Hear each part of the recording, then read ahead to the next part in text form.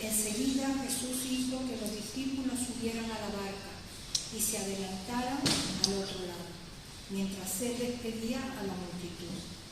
Después de despedir a la gente, subió a la montaña para orar a solas. Al anochecer estaba allí solo y la barca ya estaba bastante lejos de la tierra, zarandeada por las olas porque el viento le era contrario. En la madrugada, Jesús se acercó a ellos caminando sobre el lago. Cuando los discípulos lo vieron caminando sobre el agua, quedaron aterrados. «Es un fantasma», gritaron de miedo. Pero Jesús les dijo enseguida: «Calmaos, soy yo, no tengáis miedo». «Señor, si eres tú», respondió Pedro, «manda que vaya sobre ti el agua. Manda que vaya a ti sobre el agua». «Ven», dijo Jesús. Pedro bajó de la barca y caminó sobre el agua en dirección a Jesús. Pero al sentir el viento fuerte, tuvo miedo y comenzó a hundirse. Entonces gritó: «Señor, sálvame». Enseguida Jesús le tendió la mano y sujetándole le reprendió: «Hombre de poca fe, ¿por qué dudaste?». Cuando subieron a la barca se calmó el viento. Los que estaban en la barca lo adoraron diciendo: «Verdaderamente tú eres el Hijo de Dios».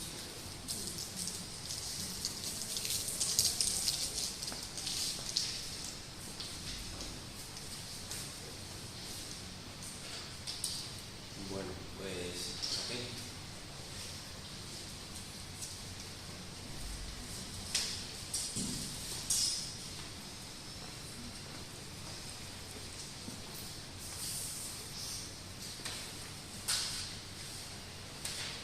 Siempre es un privilegio estar aquí al frente, y una responsabilidad también. No es fácil. No es fácil porque palabra de Dios, o se intenta que así sea. Yo os digo, como hay ciertos pasajes en la Biblia, todo aquello que venga y provenga del Espíritu Santo, hacerlo vuestro, y aquello que provenga de palabras humanas, en este caso de mí, si no cuaja, desechadlo. En cualquier caso, me gustaría empezar diciendo, todos conocemos quién era Pablo. Pablo, en este caso Saulo, ¿por qué me persigues? Él era el perseguidor de la iglesia. Él era un celoso de la tradición judía perteneciente al Sanedrín. Si había alguien que estaba preparado, ese era Pablo. Pues bien, en este caso Pablo ha estado diciendo algunas cosas muy duras de los judíos. Él era judío, en la forma de la tradición, más que nada. Cosas que a ellos les resultaría muy desagradable oír, y más aún reconocer. Todo el pasaje de Romanos 9 al 11 es como una condenación de la actitud religiosa de los judíos. Y mirad que digo de la actitud. Sin embargo, desde el principio hasta el fin, vemos algo interesante, y es que no había ira en las palabras de Pablo, sino que había anhelo y ansiedad cordiales, que son cosas muy distintas. Él hablaba, Paco, de cómo él ve a Jesucristo y cómo a través de Jesucristo reconoce a Dios. Tal cual tú hablas es lo que tienes aquí en el corazón, en la mente, vamos a decir. Lo que Pablo desea, por encima de todo, es que los judíos se salven. Saulo, llamado Pablo, había tenido un encontronazo grandísimo con Dios, a través de Cristo. Y de ser el perseguidor nato de la iglesia y haber matado a miles, de repente se convierte en uno de los más grandes de lo que es la palabra de Dios. El pueblo de Dios, Israel, había sido elegido para ser luz a las naciones. Yo me pregunto, en el año 2023, ¿por qué Dios habría elegido a un pueblo tan pequeño, tan singular, tan rebelde? Pero la verdad, que yo pienso que si hubiera elegido a otro pueblo, Japón, Polonia,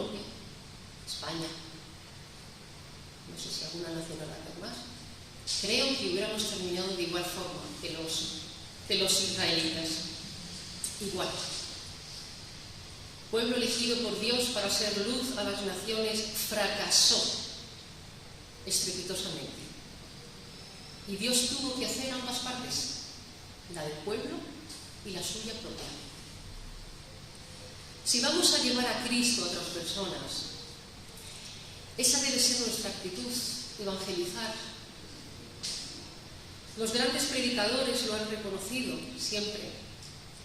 Y algunos decían, no les canses con tanta doctrina que no lleva a ningún sitio a veces. Acuérdate de no chillar demasiado, decía otro. Y un gran predicador de los tiempos presentes decía que predicar es suplicar a las almas. Suplicar a las almas.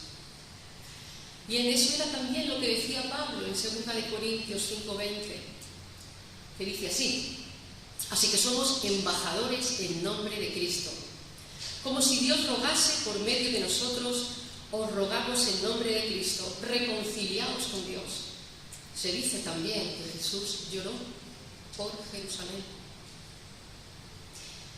Vuelvo a lo que dice Paco, que yo estaba muy en sintonía. Misericordia quiero y no sacrificio. Vuestros sacrificios me son inútiles. Y parece que pasa el tiempo y seguimos un poco como en las mismas.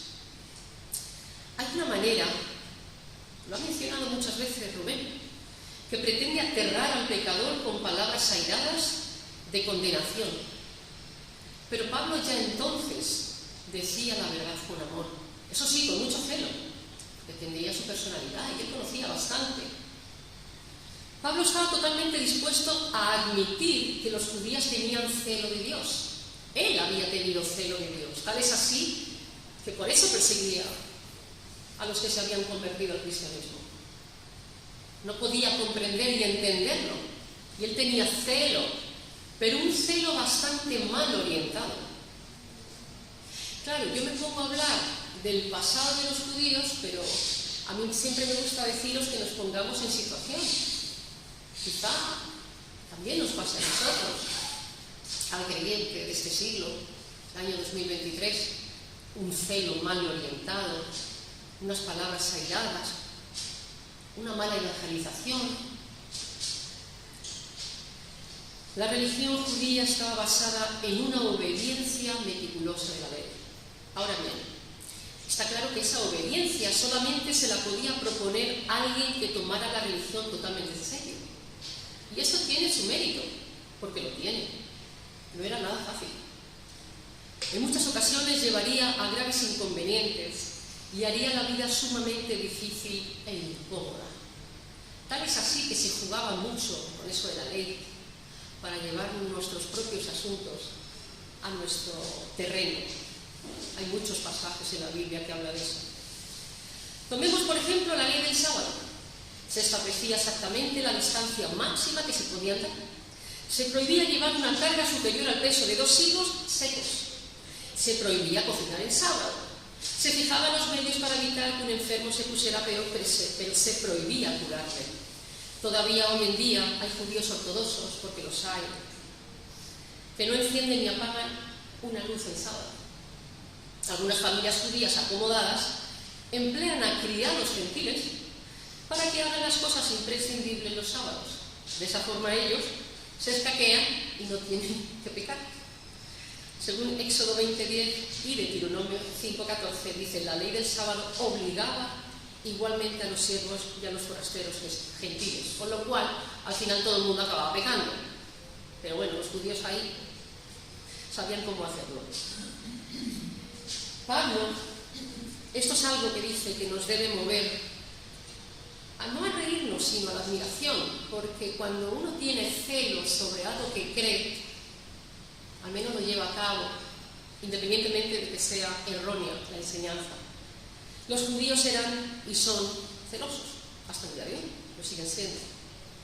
Pablo no tenía dificultad en reconocérselo, él ya había pasado por todo eso, pero les advertía que aplicaban u orientaban mal su celo. Acordaos que Pablo fue muy celoso también en cuanto a su fe mal orientada. Y que una vez que tuvo su encuentro con el Señor, lo que comentábamos antes, Saulo, Saulo, ¿por qué me persigues? ¿Os imagináis cómo tuvo que ser el que después Pablo fuera un ferviente servidor de Cristo? Yo me imagino que si por aquí pasara Pablo, antes de que hubiera sido tocado por la mano de Dios, nos quedaríamos aterrados, porque Pablo, perseguidor de la Iglesia, vendría por nosotros, ¿no? Yo imagino a los demás discípulos y a los demás personas bíblicas en la Biblia, cuando vieran a Pablo en ese cambio, yo imagino que en principio les chocaría y diría, ¿es esto real? ¿Puede ser esto posible?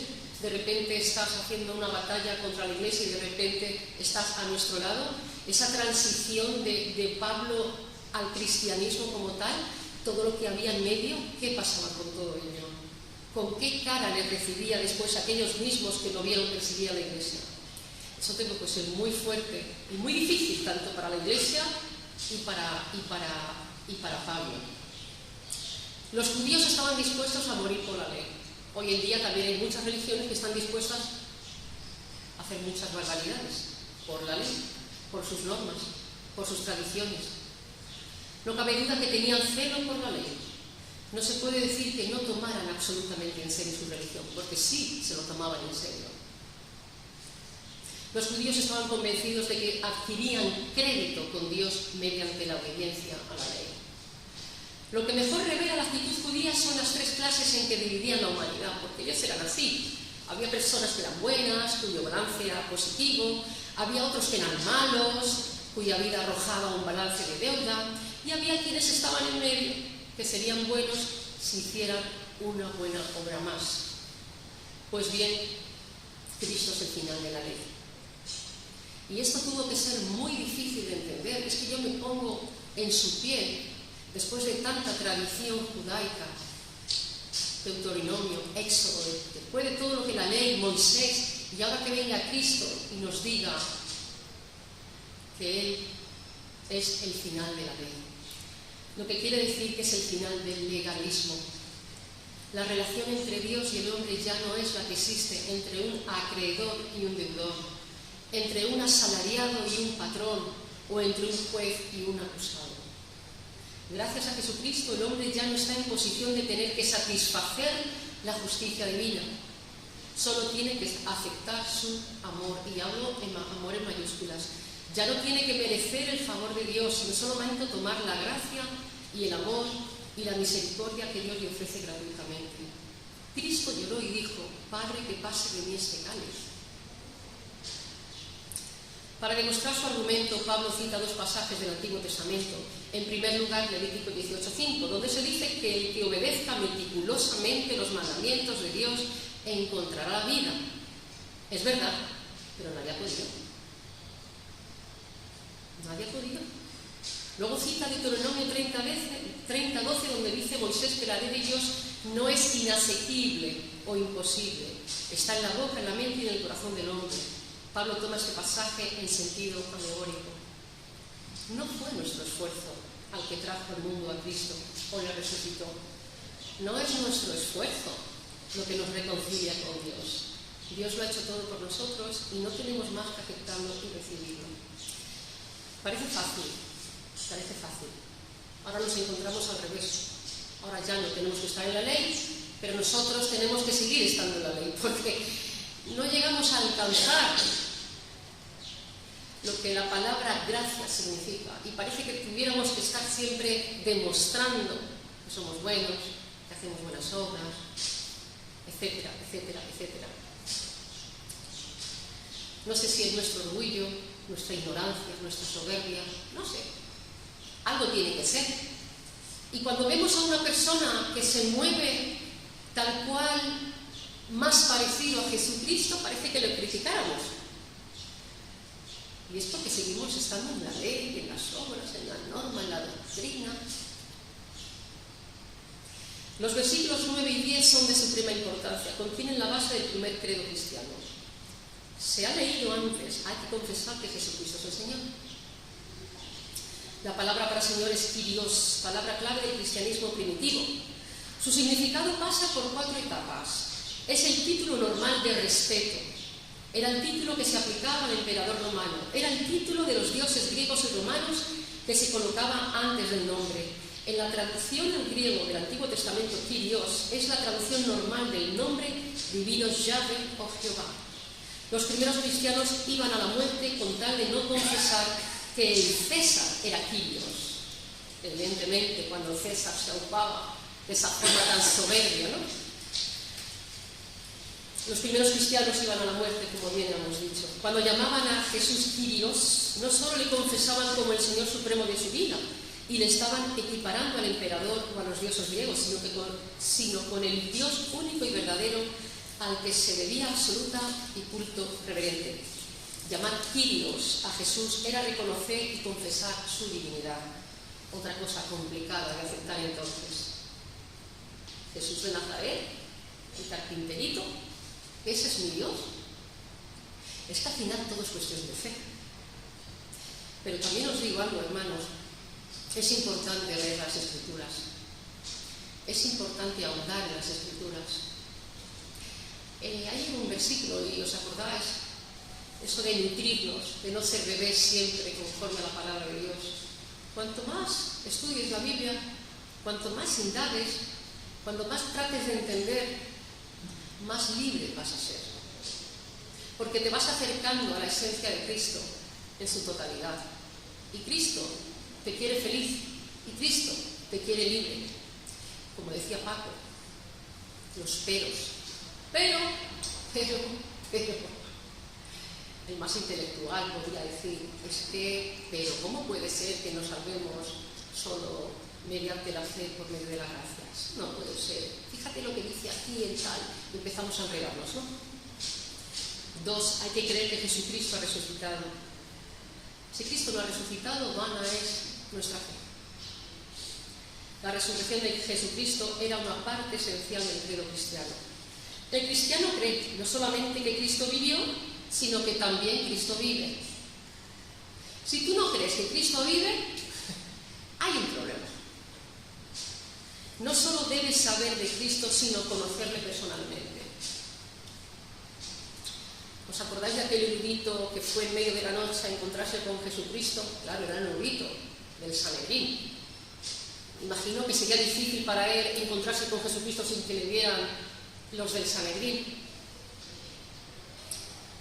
Padre, ¿qué he de hacer? O maestro, en este caso, ¿qué he de hacer para llegar a la salvación, ser salvo? Y Jesucristo dice nacer de nuevo. Y el otro, nacer de nuevo. Pensó, pero ¿cómo puedo volver a las entrañas, al útero de mi mamá y salir? O sea, fijaros hasta qué punto nacer de nuevo. No solo se debe saber de Cristo, tú puedes saber de Cristo todo lo que quieras, pero has tenido un encuentro personal con Jesucristo, realmente conoces a Jesucristo. No se limita a estudiar un personaje histórico, por muy grande que fuera, sino que vive con una presencia real. La presencia real de Jesucristo nos tiene que hacer ver más allá. Yo estoy convencida de que el Espíritu Santo, cuando el Espíritu Santo es el que está, por alguna razón todos llegamos a entender la misma palabra y sana doctrina. No puede ser que en una iglesia, que somos ahora poquitos, como hablábamos antes, tú entiendes algo tan distinto a lo que el otro hermano está entendiendo. Hay cosas que sí, porque son la propia experiencia de cada cual. Pero lo que es importante, en lo que es doctrina, el Espíritu Santo nos lleva a entender lo mismo, a comprender la misma sana doctrina. No solo se debe saber de Cristo el mártir, debe también conocer a Cristo el vencedor. Lo hemos dicho muchas veces, Cristo ha vencido en la cruz. Yo a veces cuando Miguel ora,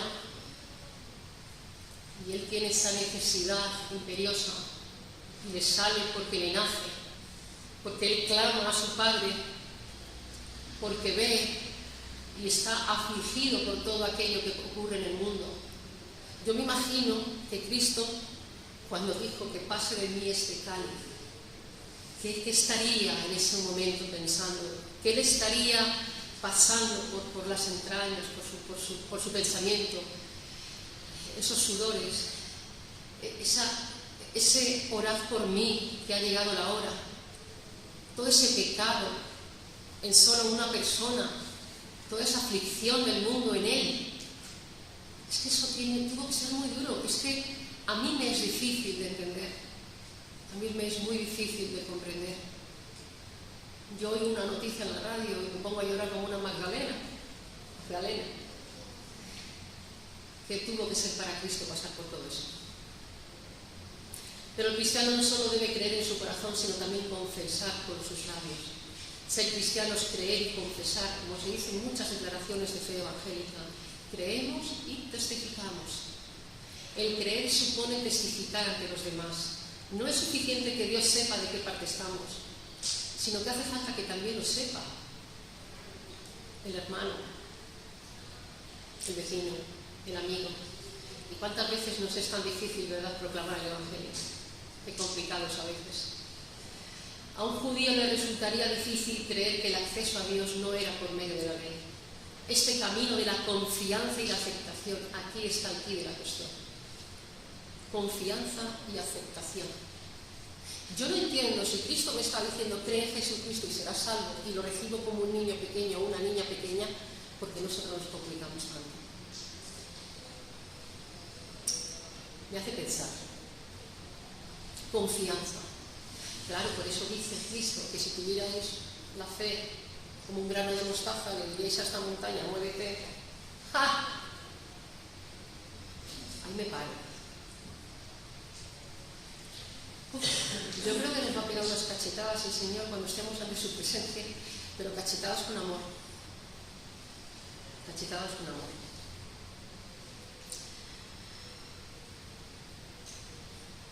Este camino de la confianza y aceptación era algo revolucionario e increíblemente nuevo para él. Además, le resultaría sumamente difícil creer que el acceso a Dios estaba abierto a todo el mundo. Segunda cosa, pueblo escogido de Dios.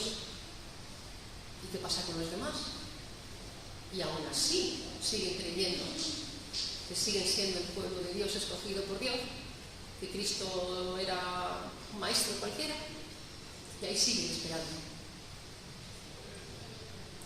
Tuvo que ser muy difícil para ellos. Le parecía que los gentiles no podían estar en la misma posición que los judíos. No. Así es que Pablo concluye su argumento citando los pasajes del Antiguo Testamento como última demostración. Cita en primer lugar Isaías 28:16. Nadie que crea en él será defraudado. Nadie que crea en él será defraudado. No se dice nada de la ley. Aquí no hay nada de la ley. Nadie que crea en él será defraudado. Cree en Jesucristo y serás salvo. ¿Dónde está aquí la ley? Todo se basa en la fe. Y en segundo lugar cita a Joel 2:32, o Joel, todo el que invoque el nombre del Señor se salvará. No hay limitación aquí. No hay limitación, no hay peros. Aún nos gusta decir tú sí, tú no, tú sí, tú no, tú sí, tú no, tú sí, tú sí, tú no. La promesa es para todos. Y si Cristo ha venido a rescatarme y a decirme que la promesa es para mí, es para mí. Así no te guste. Por tanto, no hay diferencia entre judíos y gentiles. En esencia, este pasaje es una apelación a los judíos para que abandonen el camino del legalismo y acepten el de la gracia, como a nosotros. Nosotros aquí somos una iglesia muy interesante donde vivimos de distintas denominaciones. Bueno, por tanto no hay diferencia entre judíos y gentiles. Es una apelación para que reconozcan que su celo está mal orientado y para que presten atención a los profetas que declararon hace mucho tiempo que la fe es el único camino de acceso a Dios y que está abierto a toda la humanidad. Y que es por gracia, don divino de Dios. Así lo intentamos mejor, lo intentamos peor, lo hubiera hecho de una forma, lo hubiera hecho de otra. Yo he estado pensando muchas veces que si hay algo que me ha gustado de Dios es que la salvación es personal. Madre mía, donde no hubiera sido así. Padres que tenéis hijos y que veis que vuestros hijos están muy lejos. Claro que también solo Dios conoce el corazón de cada persona. Pero fijaros hasta qué punto Dios lo hizo bien. Que dijo, no, el amor de un padre, el amor de una madre hacia un hijo, darían la vida por él, seguramente podrían incluso venderle la salvación. Como cuando se hizo, ¿te acuerdas? La primogenitura, la vendió. Bueno, pues cosas así. Dios es interesante de conocer, muy interesante. Más adelante, en los siguientes capítulos, la objeción a todo cuanto hemos hablado se menciona con preguntas como ¿pero qué pasa si los judíos nunca lo han oído? Pablo ahora se ocupa de esta objeción de varias maneras, reforzando su argumento con citas de la propia Escritura. Es como ahora también se da. Oye, ¿qué pasa con aquellos que están tan lejos que nunca han escuchado de Dios? Oye, ¿y qué pasa con? ¿Y qué pasa con? Pero. La primera objeción es nadie puede invocar a Dios a menos que crea en Él, ni tampoco creer en Él a menos que haya oído hablar de Él, ni tampoco oír nada acerca de Él si no hay quien le anuncie la buena nueva. Y nadie puede pregonar la buena nueva a menos que Dios le envíe. Pablo resuelve esta objeción citando Isaías 52:7. En dicho pasaje el profeta expresa la bienvenida que se les da a los que traen buenas noticias de cosas buenas. Así es que la primera respuesta de Pablo es: no puedes decir que no ha habido mensajeros. Porque Isaías los describe en este pasaje. Isaías vivió hace muchísimo tiempo. La segunda objeción que también ponemos en el día de hoy, pero el hecho es que Israel no hizo caso de la buena noticia. Aunque tu argumento fuera cierto, ¿qué dices tú a eso? Y Pablo contesta: era normal esperar que Israel no creyera.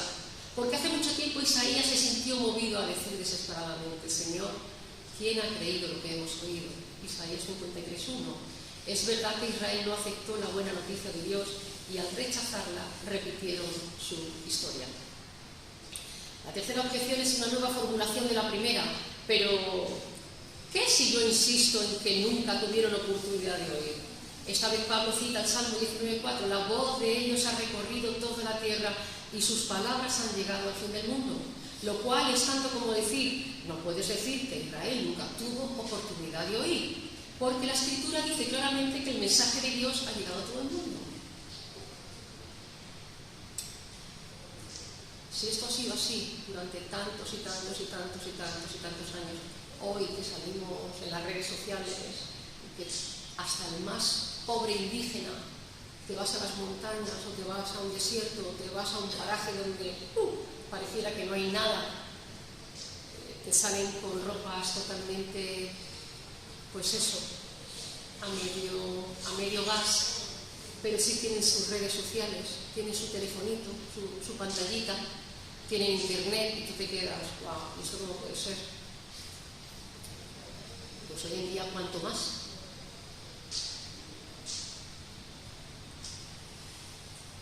La cuarta objeción es: ¿pero qué si Israel no se enteró? ¿Y si Israel no se enteró?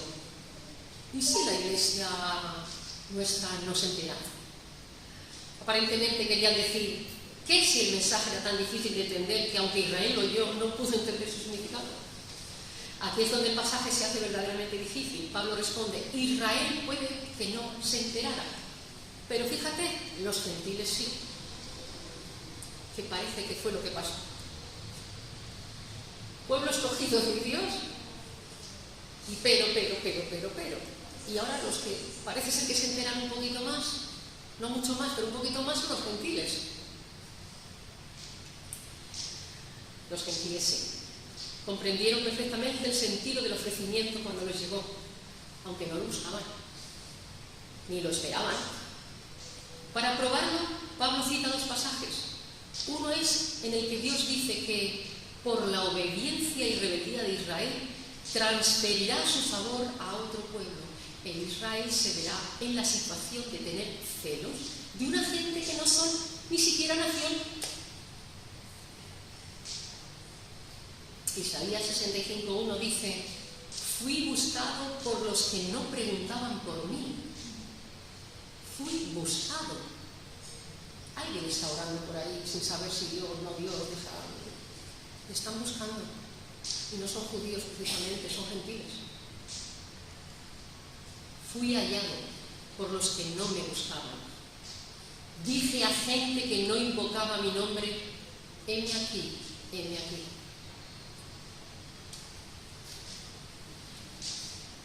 Definitivamente, existe una ignorancia, y ahora nos vamos a meter todos en este saquito. Esa es la única forma de crecer. Definitivamente existe una ignorancia que viene del desprecio del conocimiento. Una ignorancia que viene de una falta de visión voluntaria. Una ignorancia que es pura falsedad al pretender hacernos los locos cuando en nuestro fuero interno sabemos la verdad. Qué curioso, Paco, que hoy hemos estado en sintonía. Cuando has dicho, me ha ido recordando en todo lo que iba a exponer. Los peros. La ignorancia que viene del desprecio del conocimiento. Una ignorancia que viene de una falta de visión voluntaria. Y una ignorancia que es pura falsedad. En cualquier caso, Pablo siempre ha estado insistiendo en la responsabilidad personal de los judíos, al igual que Pablo nos dice ahora y nos insiste en la responsabilidad personal de nosotros mismos. Hermanos, si os encontráis igual que hace 40 años, pensando lo mismo, sintiendo lo mismo, predicando lo mismo, orando lo mismo, hay algo que no cuadra. No tenemos que ir creciendo, no tenemos que ir evolucionando, no tenemos que ir despojándonos de tantas cosas hasta ser libres. Y claro, mi peor enemigo no es Paco, ni es Fernando, ni es Margarita, ni es Isabel, ni es Raquel. Mi peor enemigo soy yo misma. Yo misma. Incredulidad, orgullo. ¿Cuántos peros no estoy poniendo diariamente para no perdonar? Pero qué difícil es perdonar. Pero claro, ¿nosotros qué hacemos? Es que depende de lo que te hayan hecho, así será más o menos difícil perdonar. Cuando oramos el Padre Nuestro que estás en los cielos santificado, yo a veces me quedo callada, porque me da vergüenza. Y perdona nuestras deudas como nosotros perdonamos. Pero si tienes a tu padre que no perdonas, si tienes a tu hermano que no has perdonado, no eres capaz. Y aquí es donde yo entraría a decir, hay algo que no cuadra, y si son tantos años sin poder liberarte de esa carga, hermanos, no penséis, cuando Dios os dice perdonar, cuando Dios os dice liberaos, es por vuestro bien. Si es que es por vuestro bien.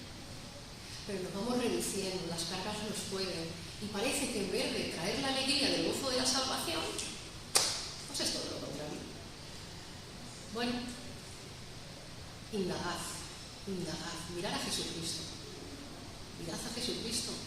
Me imagino esa mujer que estaba con el flujo de sangre, que ya llevaría tantos años repudiada y enferma, y esa fe que tuvo de tocarle el manto y ahí mismo plum.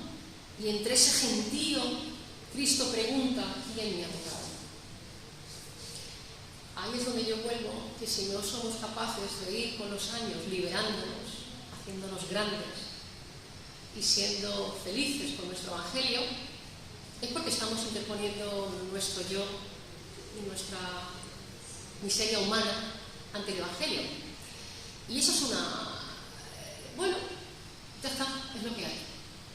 Pero yo os animo a que de verdad seáis valientes con el Evangelio, seáis valientes con vosotros mismos.